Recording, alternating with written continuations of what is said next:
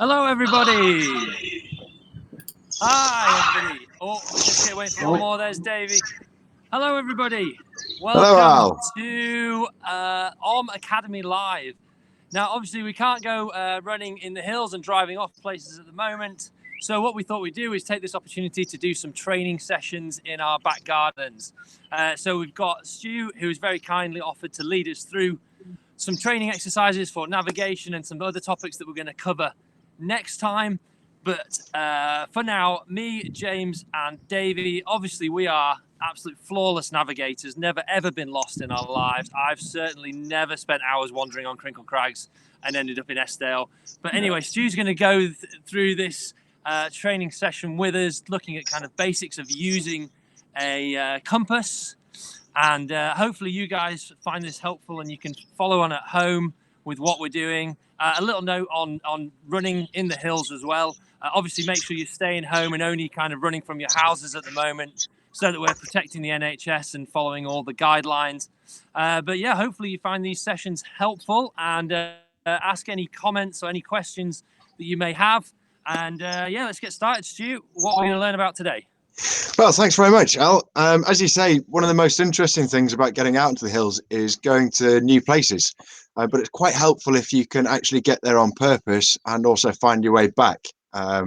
So a couple of things we're just going to go through today that you need with you now is one of these. One of these. I've never used one of these in the mountains before. Is this on the OMM kit list? You need a collapsible one. That looks pretty new, Al. It doesn't look like you've ever used that, to be honest. Lightweight bucket. I had to clean the concrete out the bottom of this one earlier on. Oh, yeah. At least it's dried. Yeah, well, look, on this, without oversimplifying things too much today, there's only a couple of things we need to know about it. You've got this disc in the middle, the bezel, which has numbers on it and some letters. You've got inside it, you've got a red arrow that spins around, and then you've got a red arrow and some black lines on the base plate.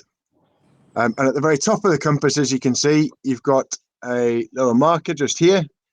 Those are the only things that are really relevant for us today. So the first thing we're going to do is make sure when you step back from your computers there that there's nothing around you that you're going to trip over. And we're just going to do some 90-degree turns to our left and our right. So if you stand back, put the buckets on your head and hold the compass by your belly button just here. What you should be able to do is once you've got the bucket on your head, look down and just see your compass. So if everybody gets that far.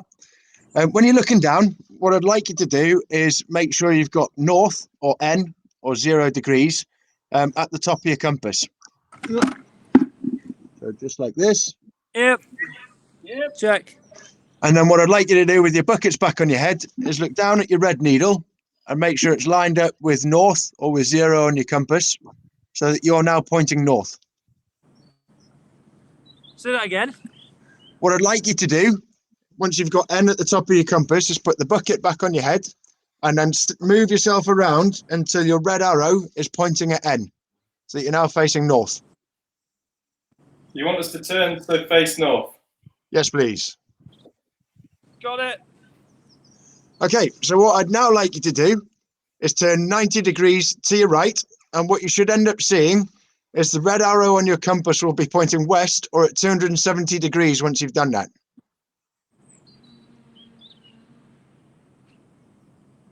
Al, if you just put your bucket down over your head, that'd be perfect. Thanks.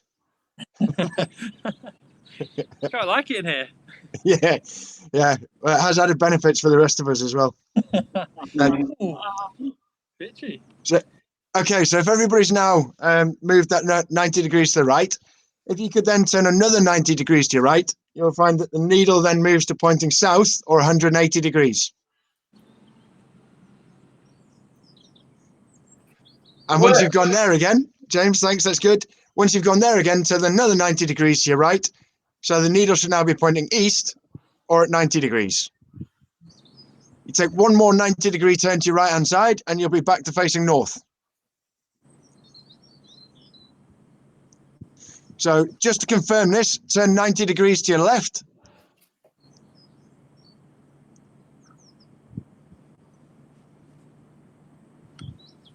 Yeah. And then come back to the cameras. Sweet. Okay, so if anybody didn't have a compass, the easy way to do this is to put one arm out immediately to your right at your left-hand side. You turn your head and you look along it, and that's a 90-degree turn. So even if you haven't got one of those, you can join in. So is everybody happy now with the idea of turning 90 degrees to the left or to the right? Yes. Yep. Excellent. I can manage that. So the next thing we're going to do is, depending on the space that you're in, again, make sure there's nothing around you that you're going to trip over on. You're going to walk out in a straight line, and then we're going to turn 180 degrees, and we're going to walk back to exactly the same place you started at. So if you've got something with you, like a phone or whatever else, drop that on the ground where you're starting, or a tape measure, or anything to hand. Find yourself a spot that you can start from. And this is really important. Before you put the buckets over your heads, look along the line that you want to walk along, and make sure that there's nothing in the way. And I need you to line your compass up now with the direction you're going to be walking. Okay. So all I want you to do is point the compass in the direction you're going to go, and match the red bits up with the red arrow on your compass. So you get the red arrow inside the red on the base plate. Exactly that. So the compass is pointing in the right direction. So turning the bezel. Yep, turn the bezel. Got it. So I'm at 333 degrees when I'm pointing the bucket. Okay. 40 degrees. Excellent. Is that the bezel? Okay, so once you're at your start point, put your bucket over your head. Yeah. And I want you to carefully now take a series of steps that takes you the distance that you think you can travel along that line before you walk into anything. Off you go.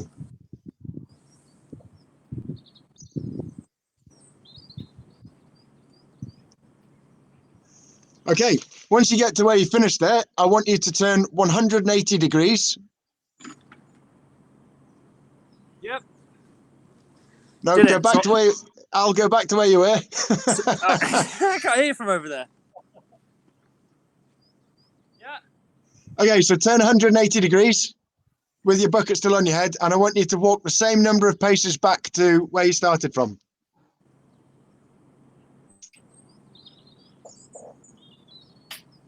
Okay, and if you look down, you should be able to see that you got back to exactly the same place you started from.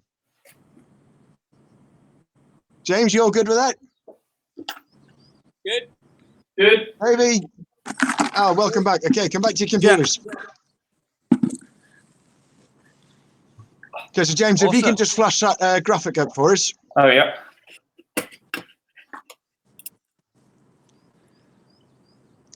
So all we've done is we've gone out a distance, we've turned around, and we come back exactly the same distance. That's brought us back to the start point. So what we're going to do now is we're going to do exactly the same thing, but instead of turning 180 degrees, we're going to only turn 90 degrees, and we're going to end up doing a big square. And the challenge is here is if you get your turns and your distances right, you will end up back at the same starting spot. So have a look at the space you've got available, work out how many paces you can go in each direction without walking into anything, and let's go to your start point. Okay. Do you want us to start in the corner of the square, I guess? Normally it's a good place to start with a square, yeah. You want to start in the middle? Square's over here somewhere. We'll mark it. So mark your start point.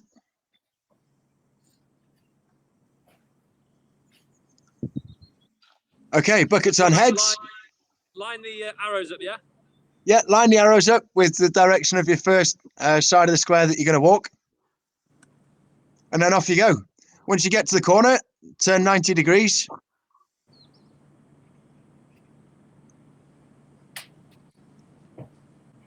Okay, now make sure you keep your buckets on your heads while you're doing this. Turn your 90 degrees, first corner, walk the next side of the square. and make sure it's the same number of paces as the first one that you've done. Once you get to the corner, then turn your 90 degrees again.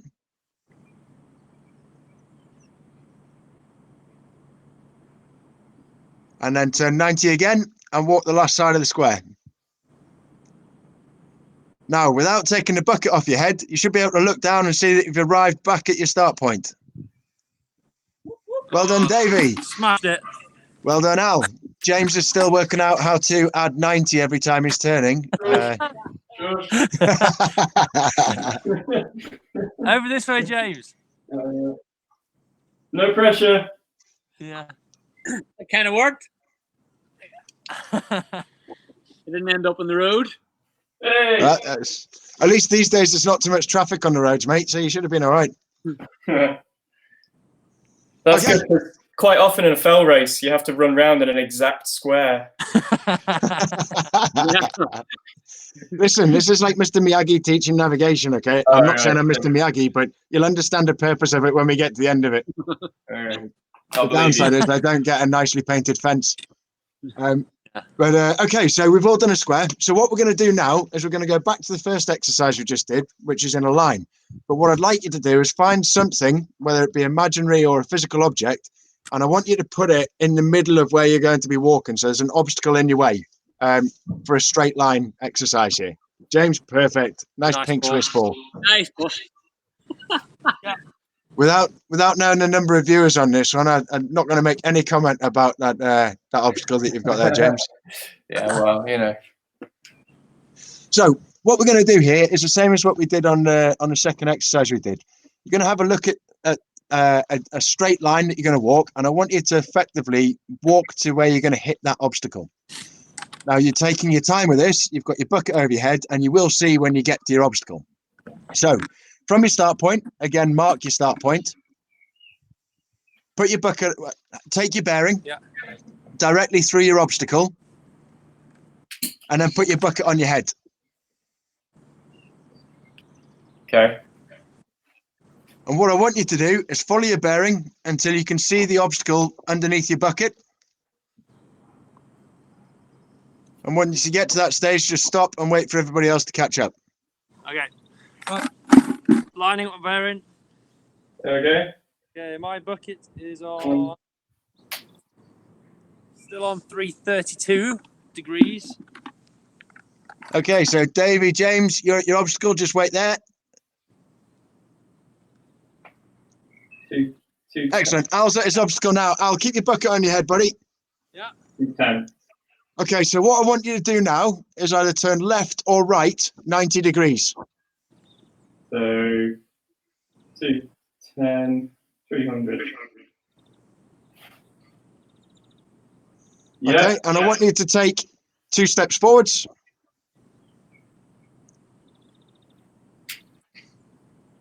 Now, here's the tricky bit. Turn in the opposite direction from the way you've just turned. So if you turn right, now turn left. And if you turn left, now turn right by 90 degrees. Once you've done that, take a further 2 steps. What was that? Sorry, step forward. Take a further 2 steps out. Now turn the same way that you've just turned. So if you turned left, turn left again. If you turned right, turn right again by 90 degrees. Once you've made that turn, take 2 steps forwards. Now turn the opposite direction by 90 degrees. So if you turn left, turn right. And if you turn right, turn left. And take the buckets off your heads. So what you should now find is that you're on exactly the opposite side of that obstacle from where you started, and you should be back on your bearing. Yep.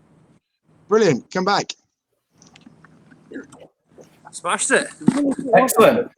You just don't that want was tricky.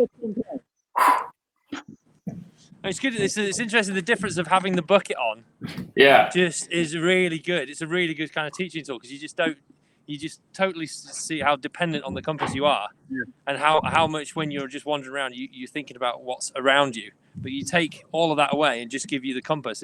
makes a big difference, and you really trust it. Yeah. What we've done there is on a very, very small scale, because we're obviously limited in terms of access to space at the moment, is work done just using a compass for how we would get from point A to point B, how we would come back from point B to point A. And then by doing the square, we've then worked on how we could actually get around an obstacle, even if it's several kilometers in size. For example, a very dense wood block, or a really big bog, or a particularly steep mountain that we want to go around instead of over. We've worked out how to get back exactly on the bearing that we need to be, and then carry on from the same place. And what we've also done by putting a bucket over our head is have a look at what it would be like if we couldn't see where we were going, which, as many of us know, often happens when you get up into the hills. Yes. And yeah, so in summary, really, what we've done there is had a look at how to take a bearing. We've had a look at how to take a back bearing, which is where we've walked out and then come back to the same place. And we've also had a look at how we box around an obstacle. So are there any questions on any of that? No, I think when you put it onto a map, what would be the next steps of how you relate this? So if I go for a walk on the trails or whatever, obviously from my house, how could I sort of apply this as a next step onto the ground? What would you recommend? It would very much depend on what map you've got and what kind of area you're working in. But if you can start from a known point on your map, and you pick a point that you can travel to in a straight line on your map, then obviously you can set your bearing, you can get to that known point, and that will tell you if you've set the bearing correctly and also if you've been able to follow it. And then you can turn around and come back on that same line again. So you can start to practice this just on a slightly bigger scale in the real world. Obviously, well, it doesn't. It's not just 90 degrees, is it? You can, if you the going to a bucket is obviously, if you line it with wherever you're trying to go, that's the point, isn't it? Is then you can go towards whatever angle it is. It's all sort of applicable, isn't it? Yeah, absolutely. I mean, and the next steps from here really are to at home now get a piece of paper and draw yourself out some straight line courses you can do with 90 degrees, and then try and reverse that and come back the opposite way and see if you can get back to your same starting point. So I think what would be good, Stu, is if you could set us some homework, and we'll. Okay. Yeah, I'm on it now. I'm absolutely on it. I'm just trying to set myself all sorts of challenges. You could do if you drew, like I say, if you drew yourself a map in the garden, like of different angles, like going like a figure of 8 or 10 degrees or whatever, moving around. Yeah, you can totally see how you can start to link up the trails and moving around an area. Mm-hmm. Well, I think what you should be doing now is setting challenges for other people in your household, and then start timing it to see who can do the courses the most quick in the fastest time. Okay. Let's have a race. If I take a bearing off you on the screen and you take a bearing off me on the screen and we keep walking, will we eventually meet in the middle? Yeah. As long as your camera's pointing north. Okay. Yeah. Okay, I've got that. I'm pointing. I'm at 164. You're on a bearing of 163 from me right now. Okay. Well, we can make that work.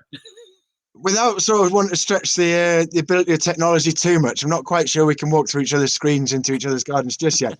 But what I wanted to do was just, these are just tools to help you find your way around. And often people are scared of them, or they're pretty boring, and they don't have to be. They're just there, like any other tool that a tradesman uses to help you get where you want to go. And they're pretty fun to use once you can get into it. So what I'm really pleased about is that you're kind of interested in it, and you're finding that it's quite fun, and it's something that we can set as challenges for each other at home. Yeah, I mean, the arm is just kind of one big version of this. Yes, slightly bigger. It's a load of 90-degree turns. Pretty much it. That's it. Okay, so I think we should have a race. All right, go on then. Round an obstacle, back again. Okay. Obviously, sort of three paces, something like that. 'Cause that's all I can do. 3-pace square. Yeah, square. Okay, well, let's not do it round an obstacle because of the complications of space. All right. Let's do a square. Okay. Yeah. 3 paces along each side. So get yourself to your starting position. Yeah. Get your buckets on your head. And I'll give you a countdown of 3, 2, 1, go. Fall over that, Nick. Right.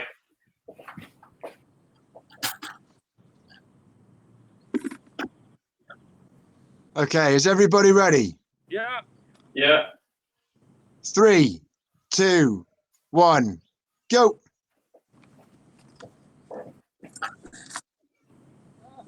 There we go. Nobody said hi, babe. Yeah, well done, Davey. That was one step.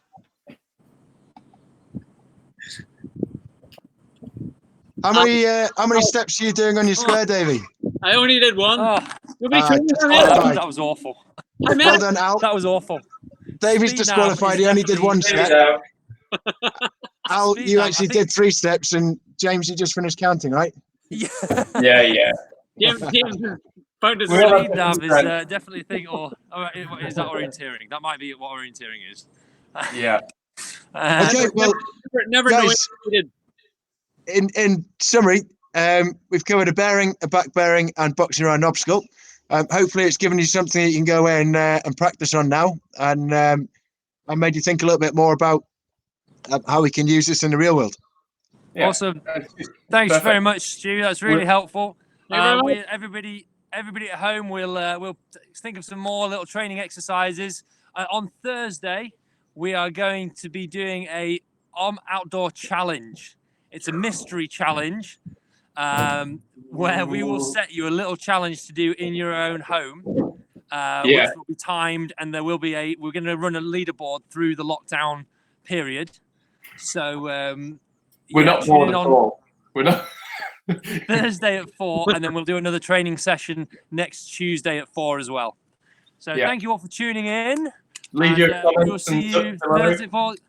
Yeah, make sure you share this feed and comment, and hopefully you liked it and found it useful. Yeah, let us know. See you. Bye.